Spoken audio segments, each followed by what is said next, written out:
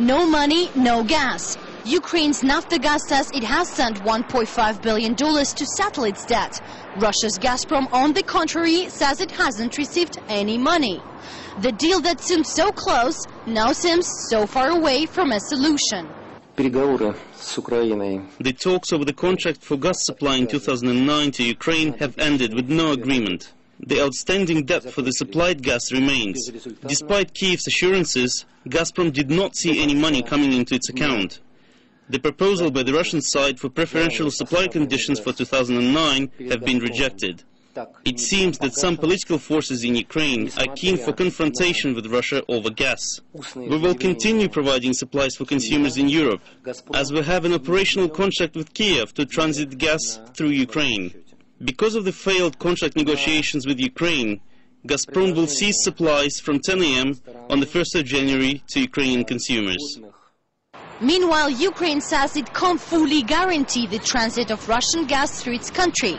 Gazprom calls it a threat not only towards Russia, but towards European customers as well. Russian President Dmitry Medvedev met Prime Minister Vladimir Putin on New Year's Eve over the crisis. Prime Minister Putin said that Gazprom's offer over preferential price of gas to Ukraine was rejected. Gazprom has been buying gas from the Central Asian countries, and we only transported the gas to Ukraine. But from 2009, our Central Asian partners will sell gas at world prices, so we'll be buying gas for an average price of $340 per cubic meter. Gazprom offered Ukraine a price of $250, first of all because we wanted to help the Ukrainian people. We understand they're in a difficult situation because of the financial meltdown, but Ukraine has rejected this very favorable suggestion. The authorities in Ukraine have been taken hostage by clashes between political clans. Because of this, the interests of European consumers are being sacrificed to current political developments.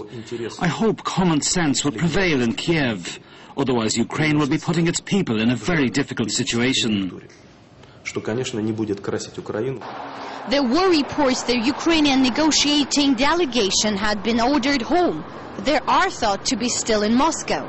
With the dispute entering its final stage before a gas disruption, everyone is placing their hopes in a last-minute compromise. Madina Kochno, RT, Moscow.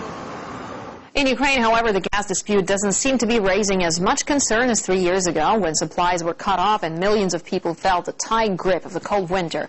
And this time, even the country's president has left for a vacation to spend the new year with his family. Alexei Yashevsky reports from Kiev. Unlike in the 2005-2006, when the damage to the country's economy was immense due to the cut of gas supplies, this time around Ukraine will not suffer as strong as it was in 2006.